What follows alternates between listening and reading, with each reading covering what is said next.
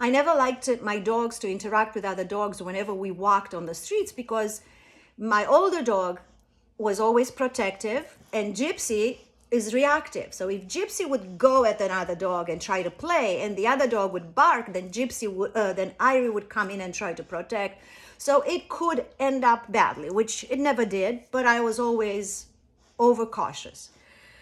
So this woman with her dog on like a 20-foot leash, always around, I was always bumping into her, and annoyed the shit out of me every time. So one day, here she is, and this time we were on a narrower street.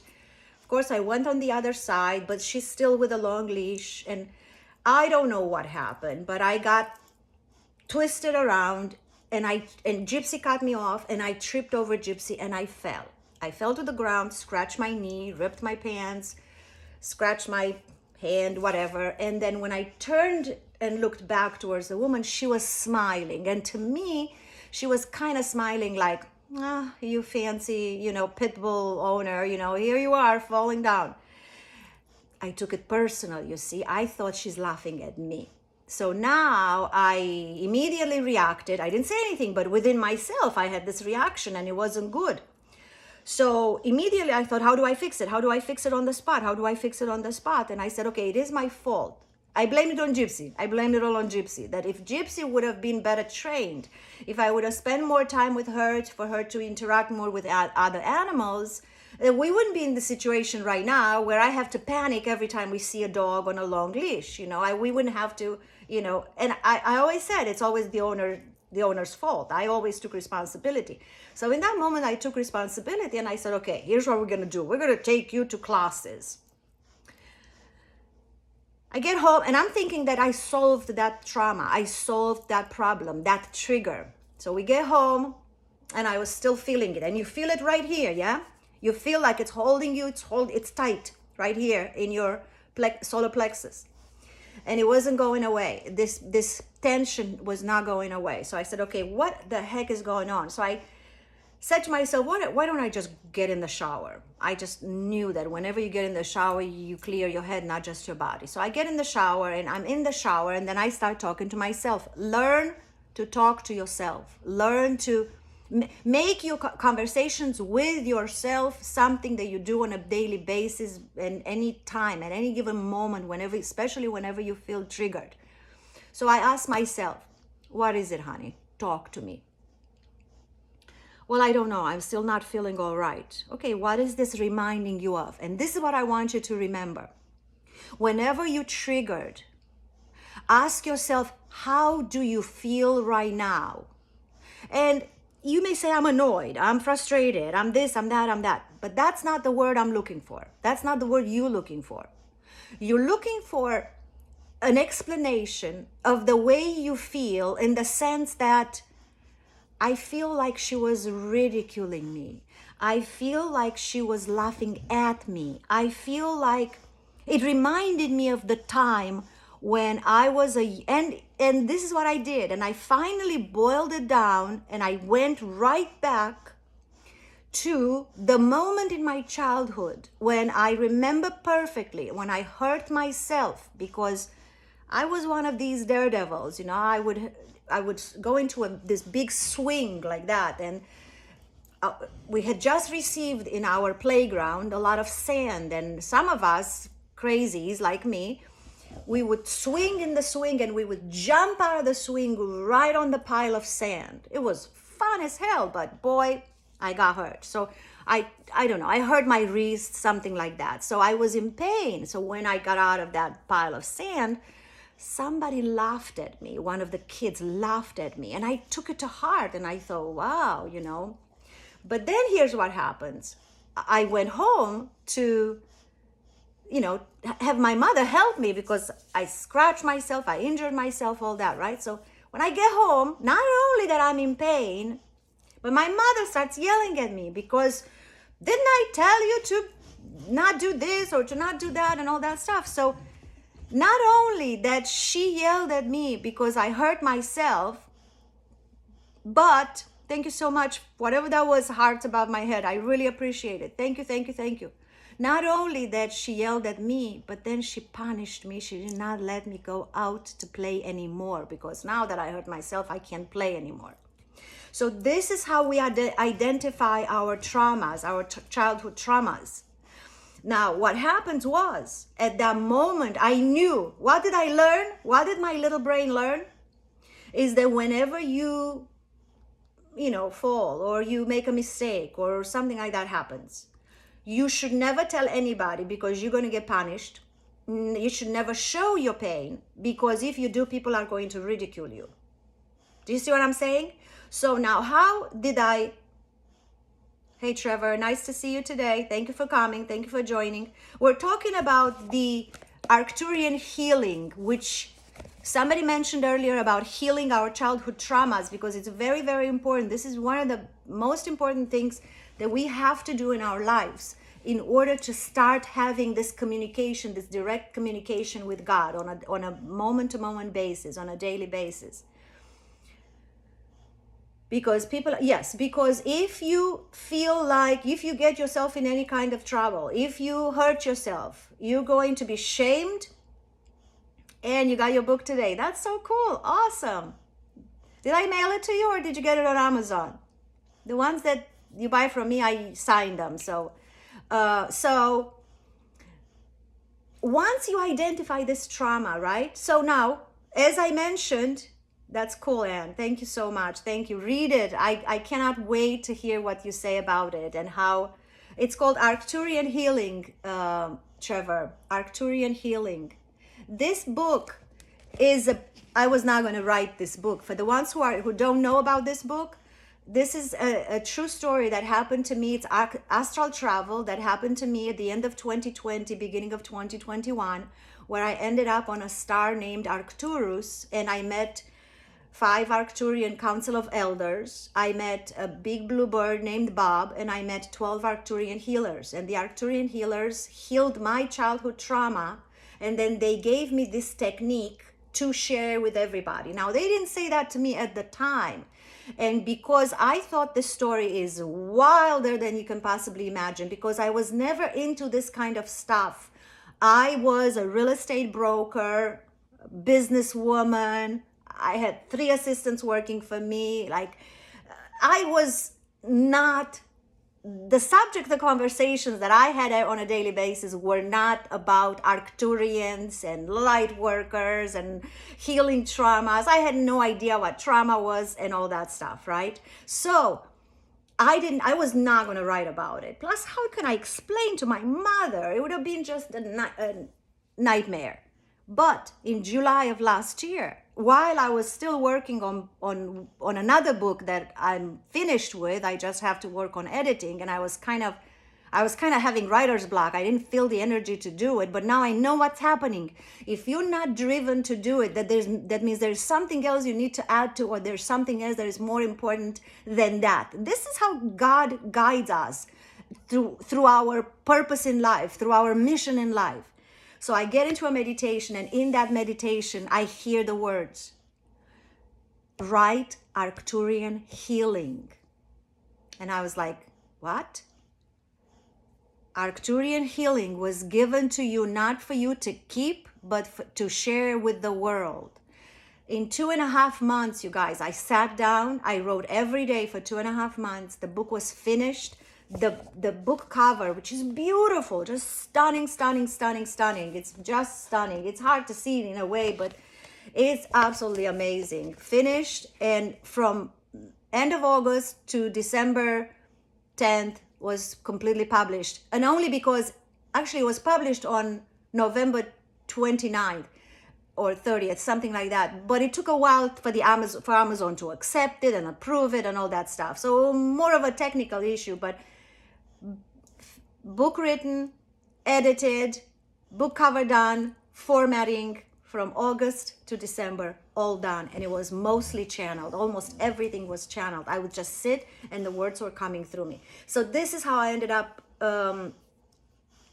writing this book. And a lot of people are using it for the technique. And the technique is very easy. So now, because I told you already the little story with the woman who laughed at me, and then me taking that trigger and drilling down and found out that basically it was nothing but a program that got stuck in my subconscious mind from the time when I was a little girl. Now I needed to heal that wound, and I'm going to go and teach you guys right now the Arcturian healing on that wound. Are we in for that? Give me some thumbs up or some hearts. Are you following me? Are you with me?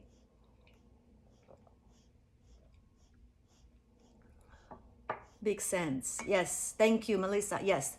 Okay, perfect. So here's what we're going to do. I need a little pillow for that so I can keep it handy. Now, on my YouTube channel, you will find 2 meditations. They're very important to do unless you already read the book, and at the end of the book, it gives you a link to my YouTube channel. But if you're not, you can do it today. You can go to my YouTube channel and listen to these 2 meditations and do these 2 meditations.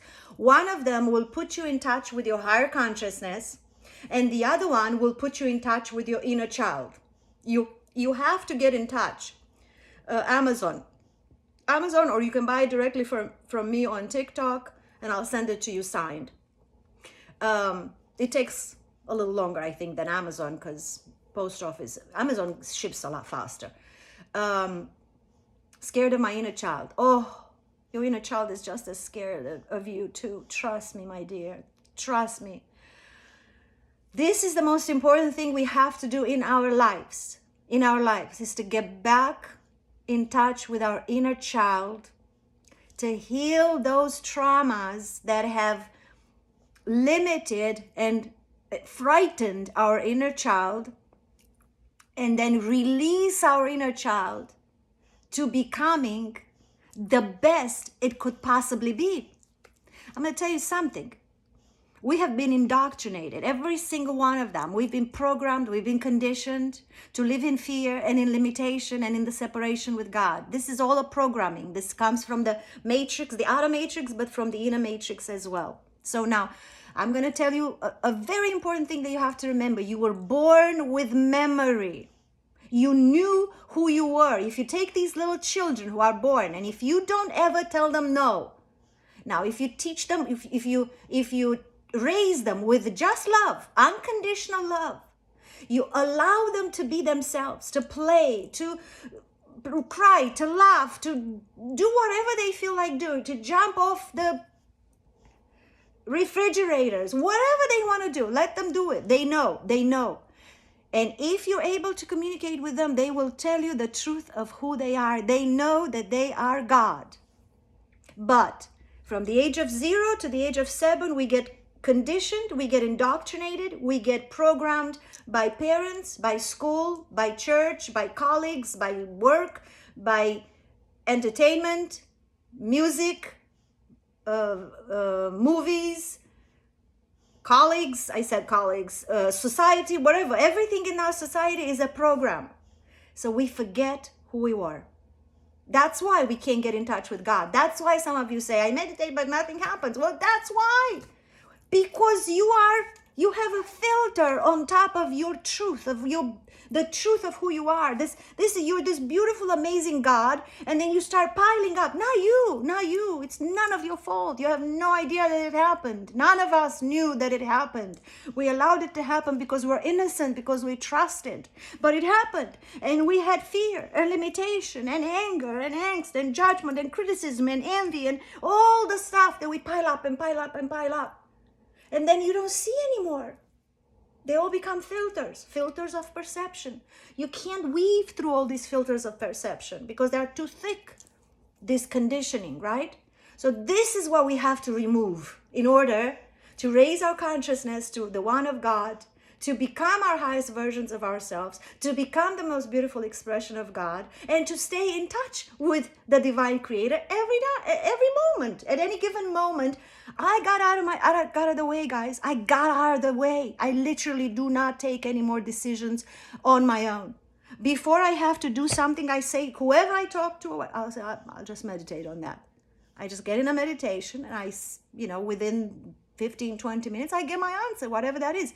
If it's something profound, I actually just wait for the answer to come, and it may take an hour or two, or I've had 3 hours meditations where I got full on streaming, the way you're streaming radio, I'm streaming with God. I literally can get out of there and I write in my notebooks all kinds of things. I literally fill in my notebooks information that comes directly from God.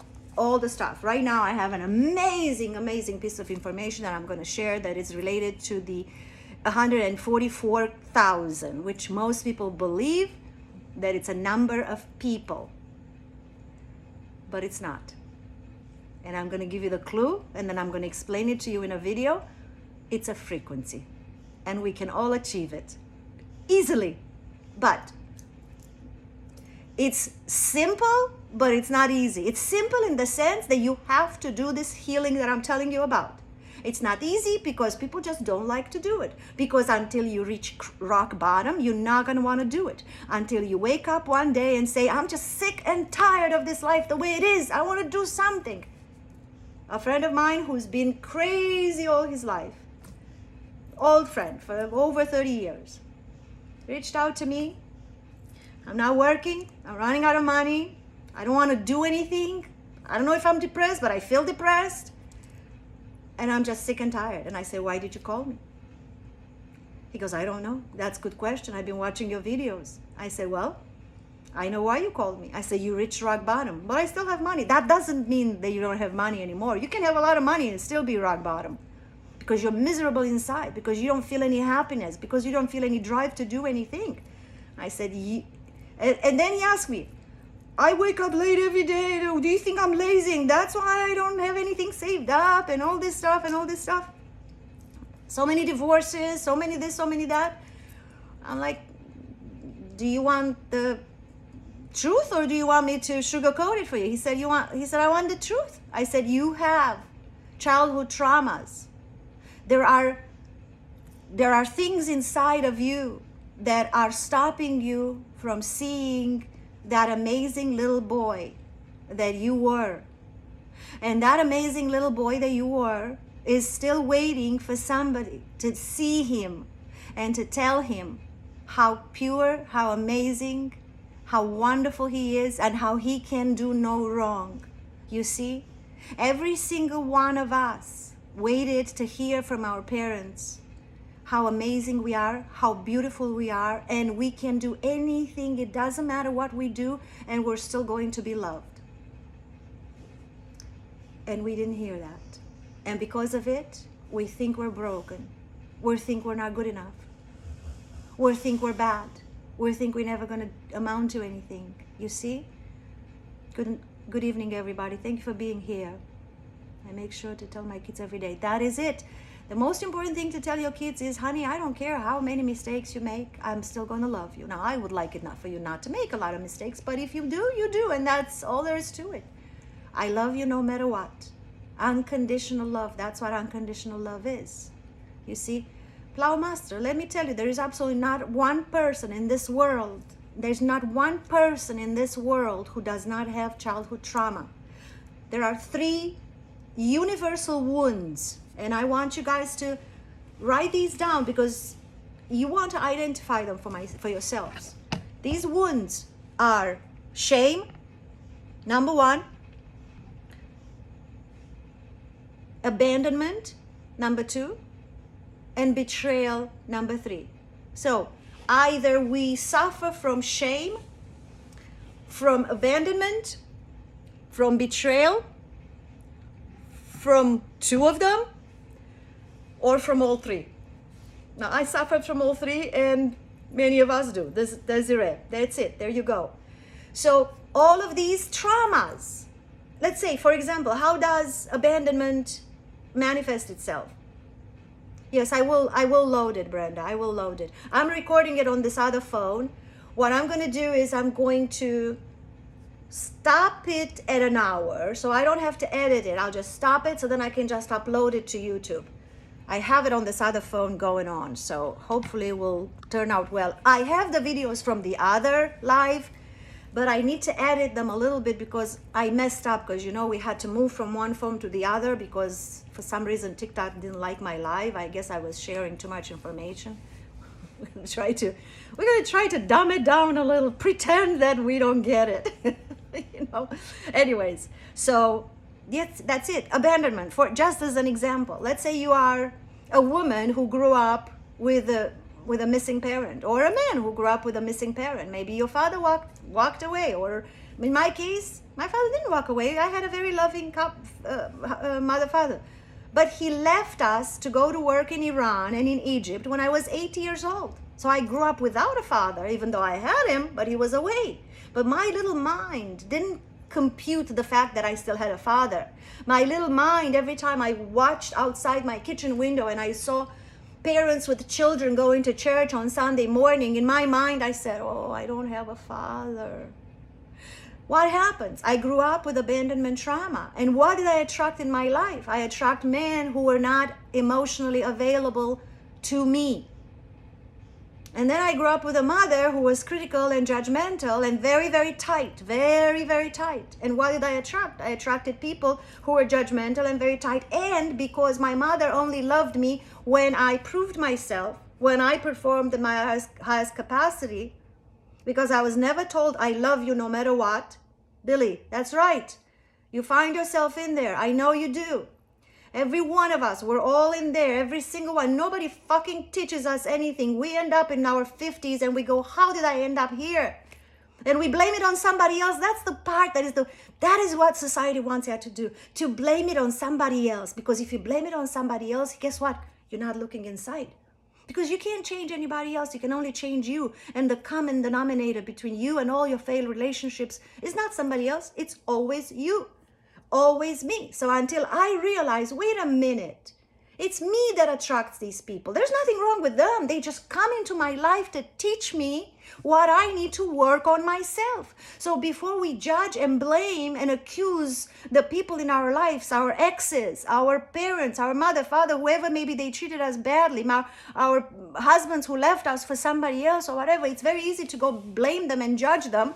But in fact, they actually came as a gift to us. They came to show us that we are codependent, that we don't love ourselves, that we are traumatized, that we have abandonment issues, right? That we have betrayal issues, that we have shame issues. Always performed at my highest capacity. I gave above and beyond to absolutely everybody I ever met in my entire life because I knew that's the only way I'm going to be loved, because that's what my mother taught me.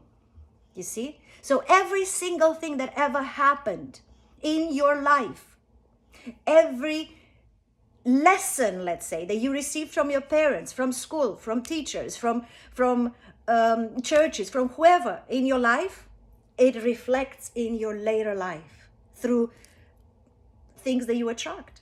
Okay? So now that's why all of these traumas we have to heal. So let's go back to the Arcturian healing now. I'm trying not to hit my cameras here, so I'm making myself comfortable. I'm squished in this little sofa because Gypsy takes 3/4 of the sofa. She usually gets, I usually send her in the bedroom, but lately she's been a little, I think she needs me more in her presence because, you know, she's been sick. Last September, she had her first seizure, and then she had another one in October, and then I took her to the vet, and she's on medication now. And lately I don't know if she's doing very well. Medication goes well, but so anyway, so I just want to be with her whenever she wants me to be. So that's why sometimes her snoring and her panting can be annoying, but it is what it is. She's my girl, and I'm not going to let her down. She's been with me for 11 years. She's the guardian of my soul. She was named that in one of my mushroom journeys. Anyways, let's go back to the Arcturian healing. So in the Arcturian healing, there are 2 parts to it. And we were going to go over the meditations that you're going to find on YouTube. First, you have to they're both like 15, 20 minutes meditations. They're not very long, but you want to do them. Why? Because, she's here. Just John. She's here. She's quiet now. She's actually quite quiet. She's passed out. Oh, my little angel girl. So, but you hear her in all my videos, in a lot of my videos. Whenever I record, she's there. So those videos that I would like you to watch on YouTube, I put them there because you want to get in touch with your higher consciousness first, and then with your inner child. So 2 15 minutes videos that will put you in that frequency, because you're going to need both of these two frequencies for Arcturian healing. My father was a pastor and he trained me to become a clean person. My heart can cheat anyone. Let me ask you something, Big Sense. Are you cheating yourself? How many times, because you were raised to not cheat anyone, how many times did you cheat yourself? How many times did you let yourself down because you thought that you're supposed to jump through hoops for somebody else? Huh? You don't have to answer the question if you don't want to, but I can guarantee you that sometimes I was trained the same way. I say trained as if I was a dog, but by God, if I don't feel like I was a dog at that time. Let me see the questions before, some of the questions before I get into the Arcturian. What are the meditations Veds called? The Arcturian healing meditations. Let me see, I'll tell you right now because I have it written in the book.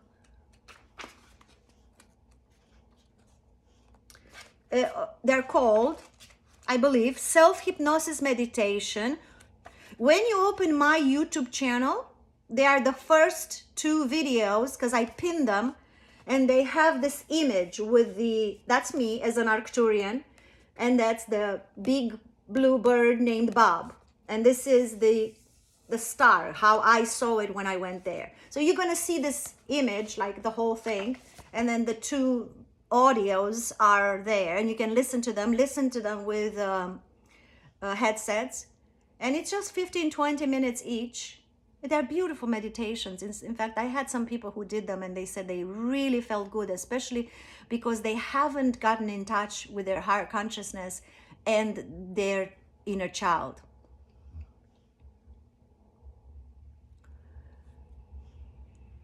Something tells me to talk to the sun with my bare foot. I used to cry anytime I do it.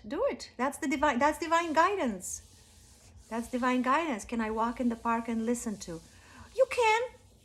It is better to sit, because I'm going to tell you why. You may end up crying. So you want to have some privacy. You want to have a place where you actually can grab a pillow and hug it. Because both of these 2 characters, your higher consciousness and your inner child, they are your trinity, you guys. That's who. Your higher consciousness, in the name of the Father, that's the Father. The Son is you. And the Holy Ghost, that's your inner child. Do you see what I'm saying? That's who we all are to each other. We create a trinity within ourselves. There's no outer trinity, there's the inner trinity. So when we merge the 3, I used to wear a ring, I still have it. It has 3 rubies. And when in one of my mushroom ceremonies, I actually had a merger between myself, my higher consciousness, and my inner child. I saw it happening. I did it. I visualized it happening. And then I started to wear that ring and I wore it on this finger because this is as if I married all 3 of them. I married together all 3 parts of myself. So your higher consciousness, who is your higher consciousness? Your higher consciousness is the divine side of you. Is the spiritual being that you are, but you don't quite see necessarily fully because of all these traumas that we've been talking about. So this higher consciousness is one with the divine, one with God. And my higher consciousness is one and the same with your higher consciousness. And it's pure. It's completely pure, you see? Now, if my higher consciousness is pure And I had a little bit of an argument with you years ago, and I keep on thinking about it. So that keeps an open tab on my computer. When I meditate and I visualize my higher consciousness, and I understand that my higher consciousness is the highest state I could possibly be in on this planet Earth, I also know that there is a version of you that is the same thing, that it's a highest version of who you possibly can be. And the two of them are one and the same. I'm putting them, although they're all in here, but I'm just putting them in here so you can kind of imagine that higher consciousness, right? The higher frequency of ourselves.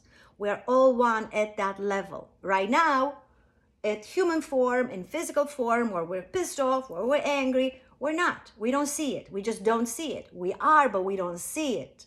See? So we just allow all of these other frequencies of our daily life to drag us down. But there is a version of ourselves that is a higher frequency. So we want to get in touch with that. The inner child is the pure divine God, because when we are born, we are pure. We are in the purest form possible until we awaken and we raise our consciousness. We are the closest we can possibly be with God, and we are completely untamed. Now, we get altered along the way through programming, but the inner child we're looking to get in touch with is that pure one, the little one. And by the way, I highly recommend, I can't show you because I'm using both my phones right now, but I highly recommend that you find an old picture of yourself when you were, if you can find one when you were 6 months old, 7 months old, whatever. I used to have one. I had one for 3 years old, and I had one 6 months old. I was keeping them on the screensaver on my phone, so that every time I open my phone, I see my little inner child. I used to call her, and I still do, my baby girl. That's my baby girl. And I kiss my phone. And when I go to bed at night, when I was doing the intense work on it, I would kiss my phone before I went to bed at night. And I knew that I told my inner child, and I would tell my inner child, I got you, girl. I'm working on it. We'll get back together. Don't you worry. Hell on high water, I got you. I got your back. Because I'm going to give you the things that were not given to you when you needed them the most. I am not letting you down again. I let you down when I was little because I didn't know any better. But I'm not letting you down again. I'm going to give you exactly everything that you need in this world so you can become the highest version of yourself. I'm here for you, little girl. This is how you need to talk to your inner child. And have that meditation because you want to connect to that inner child. That's who you're healing. Because everything, you in effect are responsible for absolutely everything that ever happened in your life. Everything. You say, yeah, but he made me do it. Or she made me do it. If it wasn't for him, we like to blame. Blame, blame, blame, blame. Okay, guess what? In the end, there's only one person responsible, and that's you.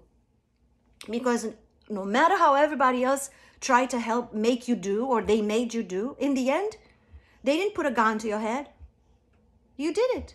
You accepted. You let yourself fooled. You let yourself dragged down. You let yourself be cheated. You let yourself be betrayed. You let yourself be, take advantage of. All this stuff. Yes, they did it. Yeah, they stole money from you. Yeah, they stabbed you in the back. Yeah, they hurt your feelings. Yeah, they cheated on you. But you let it happen because that's not the first time it happened. It's a pattern that you developed in your life that you thought that it's okay to be this way, and people started to go, oh, we can treat her that way. You tell people, you teach people how to treat you. And then there's a repeat and repeat and repeat and repeat, and until it hits you like a brick in the head, you don't wake up. When you finally hit your head against the wall, or I like to call it when God hits you with a 2x4, you go, I'm the one who brings it all onto myself. After my divorce in 2019, at the end of that year, on my birthday, November 10th, I met a guy.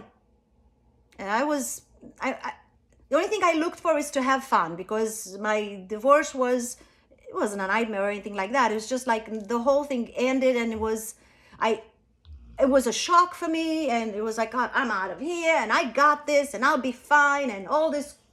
But I just want to kind of go crazy for a little while. So I met this guy, right? I just want to have fun. And I thought it's the best gift that God ever gave me on my birthday. How wonderful it was. Guess what? He was a narcissist. I had no idea what a narcissist was. But you know what proved to me? That I was codependent. And because I learned that I was codependent, and I started to work on myself to heal my codependency and to start loving myself, after bitching and complaining and realizing that, oh my God, this is horrible. What a relationship. What a this, what a that. Like I was in victim mode for a while. So what I originally thought it was the best gift I ever got, turned out it was the biggest nightmare I ever got. But then when I finally woke up to the truth, I did indeed believe that it was the best gift, birthday gift I ever got, because without him in my life, I would have not realized that I was codependent. So sometimes we have to thank God for the worst thing that happens to us, because it teaches us who we are and what we have to work on for ourselves so we can merge back with God.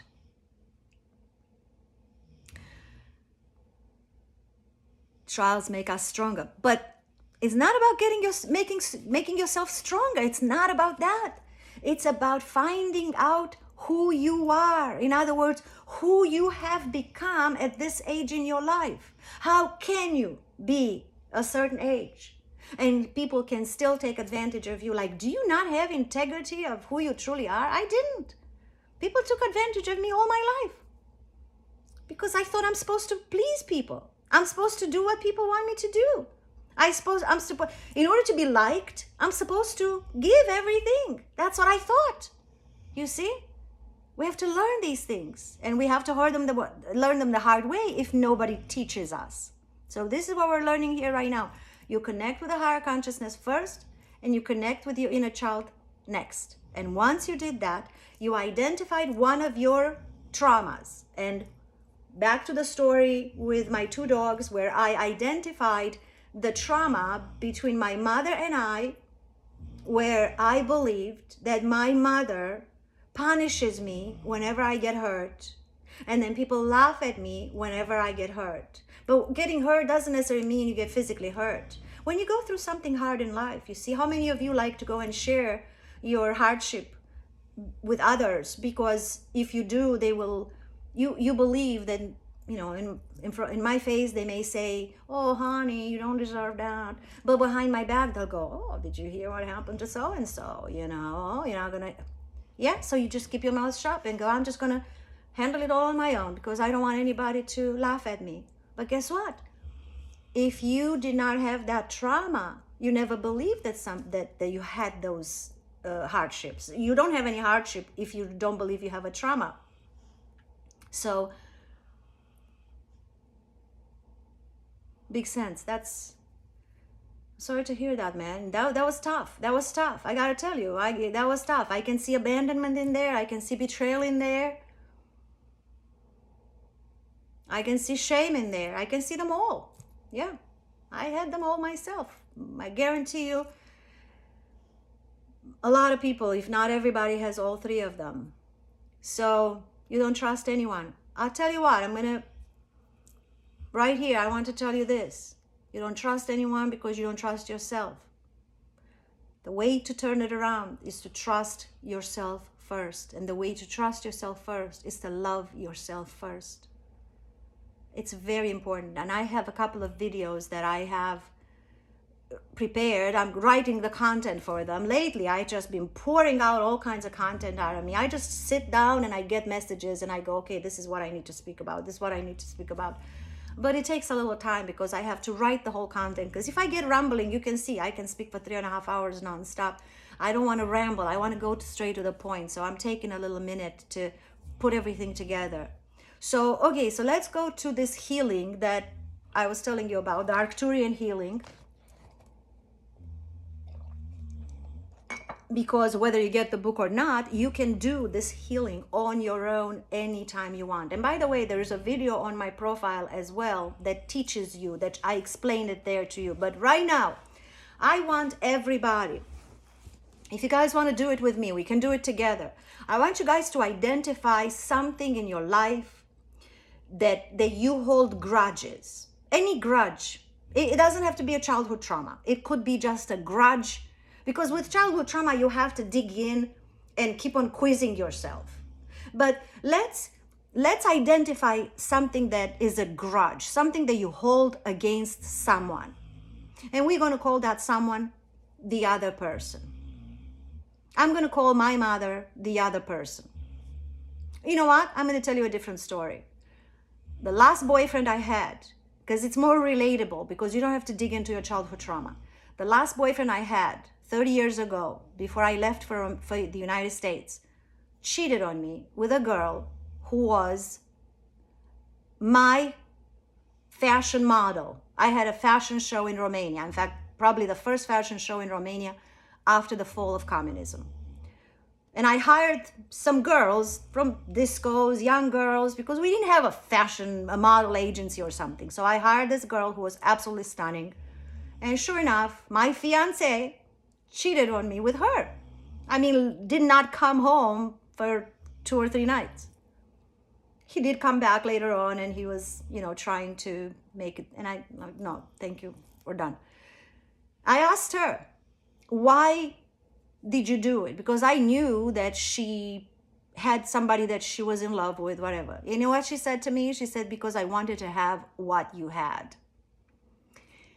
Can you say betrayal trauma in my case? See what I'm saying? So this is how you attract things in your life. But that's not the story. The story is this. Because he betrayed me, because he cheated on me, it expedited my departure from Romania, and I followed my American dream. I was meant to be here. I had a dream when I was 7 years old that I will come to America, and I did. It happened. This is how it happened.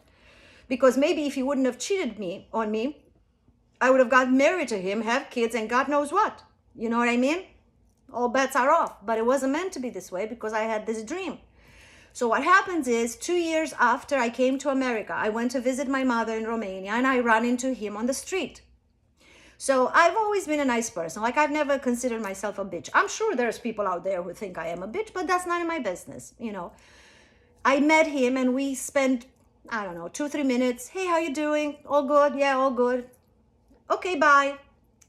We turn away from each other. He's going his way, I'm going my way. And then the little devil inside my head goes, call him back. And I did.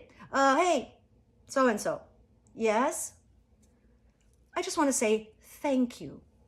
You see how bitchy that was? I wanted to say thank you for cheating on me, because if you wouldn't have cheated on me, I wouldn't be where I am today. So I had to rub in his face the fact that I'm doing a lot better than he was. Do you think that I lived with this bitchiness for almost 30 years, 20 some years? It sat with me, and I was in pain because of it. And I kept on, every now and then it would just pop up into my mind, and I would have this argument with myself, but I'm not a bitch. But why did you say it?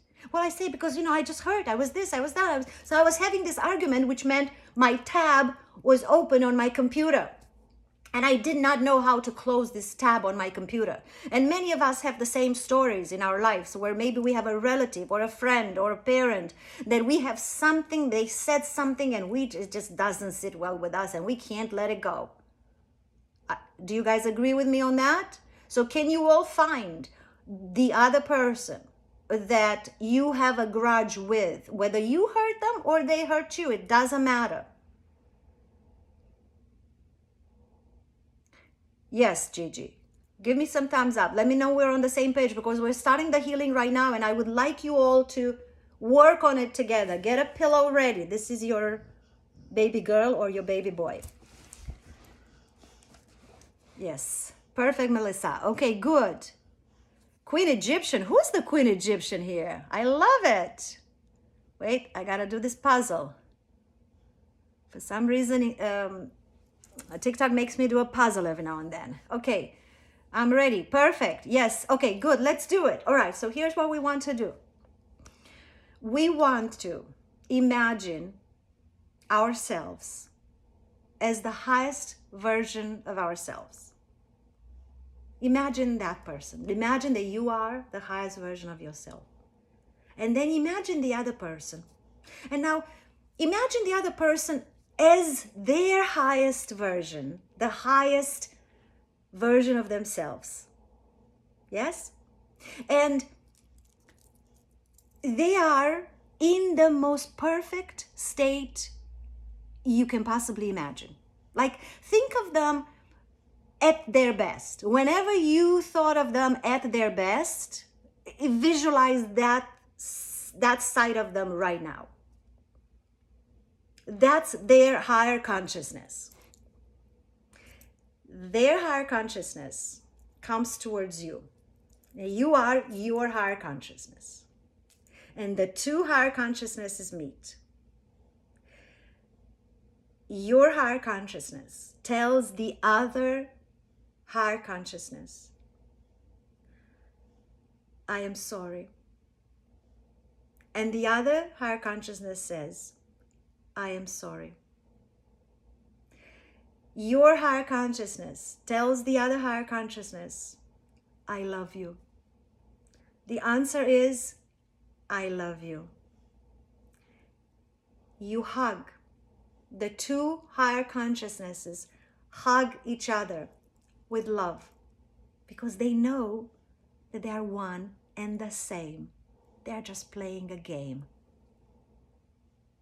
They separate from each other, and then you speak, water under the bridge. And you can say it with me, water under the bridge. The other higher consciousness says, water under the bridge. And then you tell the other higher consciousness, may you walk with the light. And you let them go. And you just closed the first chapter of the Arcturian healing. And after you let the higher consciousness of the other person walk away, you then turn towards your inner child. And you grab your inner child in your arms. And whatever that story might have been, like the story that I had with this ex-boyfriend, ex-fiancé, what happened between me and my inner child was painful because it wasn't just me hurting, but I kept my inner child in pain because of my actions. So I tell my inner child, I am sorry that I believed. Now listen to this. I am sorry that I believed that anyone can hurt you. I am sorry that I believed that that man could do anything to hurt you when you are absolutely perfect and divine. And if he decides to cheat on you, that's his choice. Just say thank you and move on. I am sorry that I believed that he can hurt us. Please forgive me that I dragged you my entire life thinking that you have done something wrong only because you believe that somebody hurt you. Thank you. Thank you for always being with me. Thank you for always being on my side. Thank you for never letting go of me. I love you. I am sorry. And then repeat this mantra until you feel like a valve opens up and you let out a big sigh, and you just continue to say, I am sorry. Please forgive me. Thank you. I love you. I am sorry.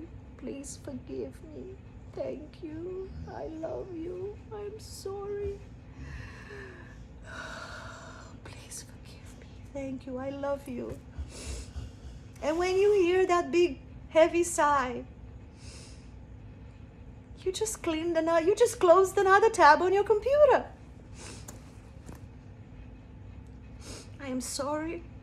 If some of you are still doing it, keep doing it. Keep doing it. I am sorry. Please forgive me. Thank you. I love you. I am sorry. Please forgive me.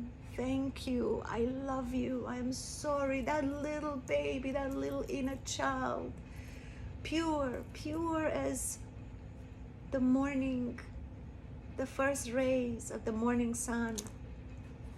I am sorry, please forgive me, thank you, I love you. Cătă. Cu plăcere, Cătă. De unde ești, Cătă?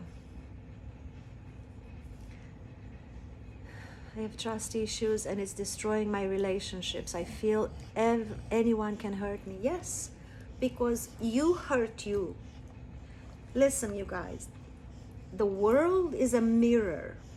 And this is one of the things that I discussed in the principle of mentalism. The universe is mental. The all is mind. In other words, whatever we hold in our mind reflects in the outer world. Everything. And whatever reflects in other world is not to punish us, although it may seem this way. It comes in our world, in our outer world, to teach us what it is that we have to repair. These are just little repairs. We're not broken. Look, imagine that inner child who comes in equipped. That inner child is a very sophisticated computer and comes equipped with the most sophisticated algorithm possible. But along the way, all of these butt heads in our lives, our parents, school, church, friends, society, movies, songs, everything you and a lot of other people you follow, what do? They insert viruses in your computer. These viruses affect your original algorithm, your original program. Can you run your program properly if it's full of viruses? No. Right? So what do you have to do in order to be able to use that algorithm, that program at high capacity? You have to get rid of the viruses. And this is how you get rid of the viruses. Without having to go to a therapist to listen to you for years and years. I've done this with people who have gone to therapists for years and they've healed traumas in 10 minutes. I mean, you guys, this is a miracle. This is a miracle. I have trust issues. Okay, so big sense. Let me tell you something, my dear brother. You must trust and love yourself unconditionally. You're the only one that matters. You're the only thing that matters. Listen, you guys, I can't go that deep into it because, and I will, at one point I will, but this whole life that we see, it's nothing but a hologram of the mind. It's an illusion. If you start looking at it as a game, it's going to be a lot easier to comprehend it, you see. If you look at it as a game, that you need to understand this, that you are the creator of the game, God, in the state that is ethereal, that you can't see, touch, feel, taste, but it's everywhere, okay? And because the creator of the game cannot express himself in the physical world, the creator of the game says, okay, I'm going to create an avatar. And the creator of the game creates you as the avatar. But you're also the creator. The creator and the avatar is one and the same. So let's talk about me. I am the creator of the game and I create me as an avatar. I put myself in the game. I see myself constantly. I don't talk to myself the way I talk to you right now. I talk to myself through signs.